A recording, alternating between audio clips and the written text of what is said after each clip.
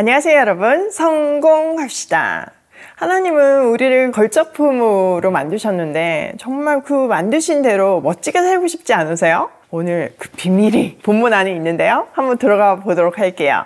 자, 오늘은 이제 제사장의 예복을 만들고 있어요. 여기 39장에 보면요, 주님께서 말씀하신 대로 만들었다, 굉장히 반복해서 강조하고 있거든요. 그러니까 제일 중요한 거는 하나님 말씀대로 하는 것이 중요하다는 것을 이 본문을 통해서 알 수 있죠. 또 예복 만드는 것에 엄청 신경 썼다는 것도 알 수 있고요. 자, 1절. 그들은 청색 실과 자주색 실과 홍색 실로 성소에서 예배를 드릴 때 입는 옷을 정교하게 짜서 만들었다. 그들은 이렇게 주님께서 모세에게 명하신 대로 아론이 입을 거룩한 옷을 만들었다. 자, 성소에서 예배 드릴 때 대제사장이 입을 그 예복을 만들고 있어요. 그런데 여기도 강조하고 있죠. 주님께서 명하신 대로 만들었대요. 자, 이 보니까 청색, 홍색, 자색, 이거 성막 만들 때 똑같은 재료임을 알 수 있죠. 그러니까 제사장은 성막을 덧입고 이랬다는 것을 알 수 있어요. 마치 우리가 그리스도를 옷 입고 덧입고 살아가는 것처럼요.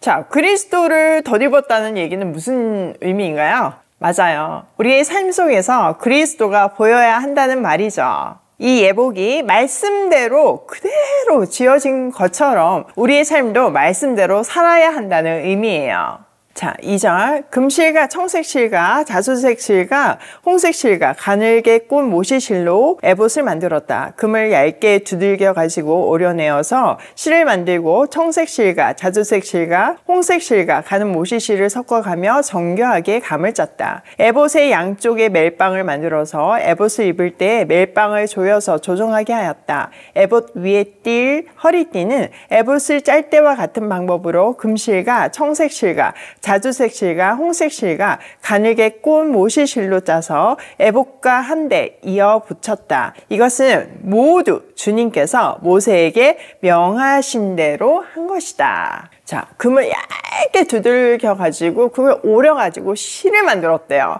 그리고 이런 나머지 색실과 같이 옷감을 짰대요. 얼마나 아름다웠을까요?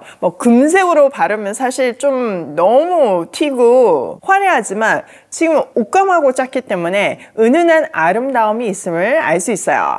또 이 옷은 제사장이 예배 드릴 때 쓰는 건 거잖아요. 성소 안을 한번 상상해 보세요. 빛이 없어요. 유일한 빛이 그 등잔대밖에 없죠. 이 등잔빛에 은은하게 빛을 발하는 예복, 그리스도인의 삶을 잘 설명해주고 있어요.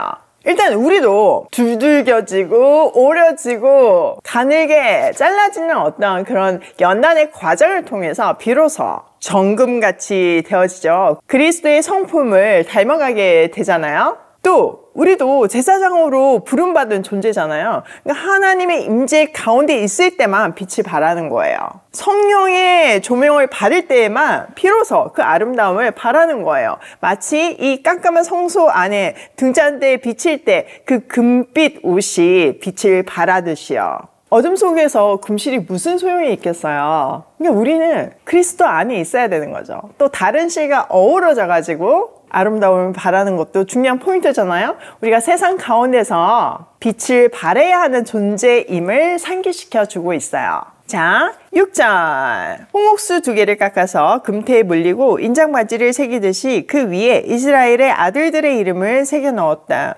그리고 이스라엘 지파들을 상징하는 이 기념 보석들을 에봇의 양쪽 멜빵 위에 달았다. 이는 주님께서 모세에게 명하신 대로 한 것이다. 자, 제사장의 양 어깨 멜빵 위에 홍옥 2개, 보석 2개를 달았어요. 근데 그냥 단 것이 아니라 마치 인장 반지를 새기듯이 이스라엘의 이름들을 다 새겨서 넣었죠. 12지파가 딱 새겨진 홍옥수를 붙인 거죠. 그러니까 이거는 제사장이 혼자 자기를 위해서 하나님 앞에 나아간다는 것이 아니라 이스라엘 전체를 대표해서 나아간다는 의미가 담겨 있는 거예요. 마찬가지로 우리 크리스찬들도요, 하나님 앞에 나갈 때 우리만을 위해서 나아가면 안 돼요. 물론 우리를 위해서도 나아가야 되죠. 그렇지만 사회적인 책임을 지는 제사장적인 삶을 살아야 해요. 나와 우리 가족을 위해서 기도하는 것은 당연한 것이고 이웃과 세상을 위해서도 중보하는, 또 세상 가운데서 하나님께서 우리에게 맡기신 물질과 달란트, 시간을 하나님이 원하신 곳에 들여서 사회적인 책임을 지는 삶을 살아야 해요. 와, 진짜 너무 감동이지 않나요? 성경에 이런 보석들이 숨겨져 있다는 것이 저는 매일 아침 감동을 해요. 이것을 여러분하고 나눈다는 사실이 매일 감사하고요. 자, 8절. 그들은 에봇을 만들 때 마찬가지로 금실과 청색실과 자주색실과 홍색실과 가늘게 꼰 모시실로 가슴바지를 정교하게 만들었다. 그것은 두 겹으로 겹쳐서 네모나게 만든 것으로 길이가 한 뼘이요 너비가 한 뼘인 가슴바지이다. 자, 가슴바지를 만들었어요. 사실 이거는 그러니까 기본 옷에다가 그 위에 있는 에봇을 얘기하는 거잖아요. 근데 그 에봇 앞에는 가슴바지가 있는데 두 겹으로 되어 있대요. 그러니까 주머니 형태잖아요. 그러니까 그 안에는 하나님의 뜻을 묻는 우림과 둠림이 들어있었어요. 우리도 늘 가슴에 하나님의 뜻을 묻는 그런 삶을 살아야 함을 이미지화한 거죠. 자, 10절. 거기에 보석을 4줄 물렸다. 첫째 줄에는 홍보석과 황옥과 치옥을 받고, 둘째 줄에는 녹주석과 청옥과 백수정을 받고, 셋째 줄에는 풍신자석과 만호와 다수정을 받고, 넷째 줄에는 녹주석과 얼룩만호와 벽옥을 받고, 이 보석들은 모두 금태를 물렸다. 이 보석들은 이스라엘의 아들들의 수대로 12이었는데 인장반지를 새기듯이 보석마다 각 사람의 이름을 새겨서 이 보석들로 12지파를 나타내게 하였다. 자, 어깨뿐만 아니라 가슴에도요 12지파의 이름이 새겨진 보석을 달았어요. 이건 무엇을 의미할까요? 네, 크리스천들은요 세상에 대한 사회적인 책임을 살아야 됨과 동시에 가슴에도 그 사람들을 새김으로 해서 마음에 품고 사랑하라는 의미가 담겨 있는 거죠. 자, 마지막 15절. 가슴바지를 가슴에 매달 사슬은 순금으로 노끈처럼 꼬아서 만들었다. 금태 2개와 금고리 2개를 만들어서 그 두 고리를 가슴바지의 양쪽 끝에 달았다. 금사슬 2개를 꼬아서 가슴바지 양쪽 끝에 있는 두 고리에 메었다. 그리고 꼰 사슬의 다른 두 끝을 에봇 양쪽의 멜빵에 달린 두 금태에 메고 또 금고리 2개를 더 만들었으며 그것을 가슴바지 아래의 양쪽 가장자리 안쪽인 에봇과 겹치는 곳에 달았다. 그리고 다른 금고리 2개를 더 만들어서 에봇의 양쪽 멜빵 앞자락 아래 곧 정교하게 짠 에봇띠를 매는 곳 조금 위에 달았다.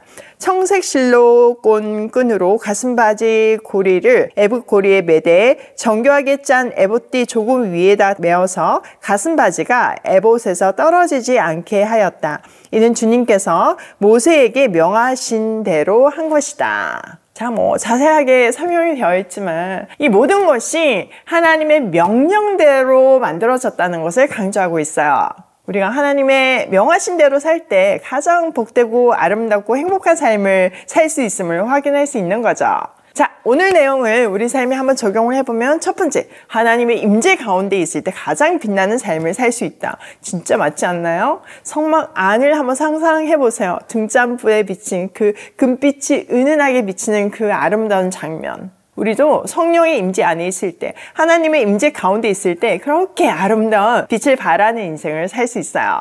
두 번째, 사회적 책임을 지는 제사장적인 삶을 살자. 세 번째, 세상을 가슴에 품고 사랑하는 제사장적인 삶을 살자. 지금 전국에서 이제 오이 패밀리 파티가 열 준비가 되고 있거든요. 8군데 남았더라고요. 여러분, 경남 아래쪽하고 전남 아래쪽하고 그 지역이 이제 사람이 없어가지고 못 가고 있는데 그곳에 근처에 사시는 분들이나 아니면 여행 삼아서 가시고 싶은 분들 꼭 지원해 주세요.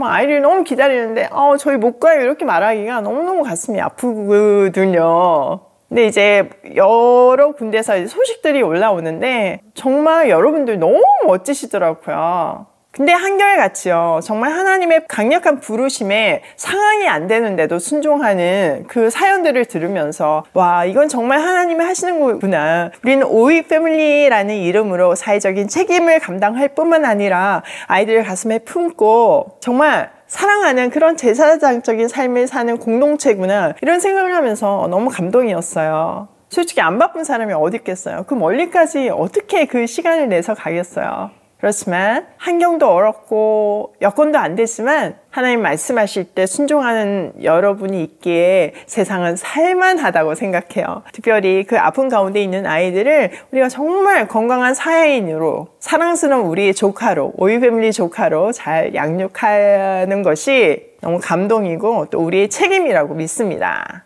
오늘도 하나님의 임재 가운데서 아름답게 빛나는 하루가 되길 소원하며 고고싱해요.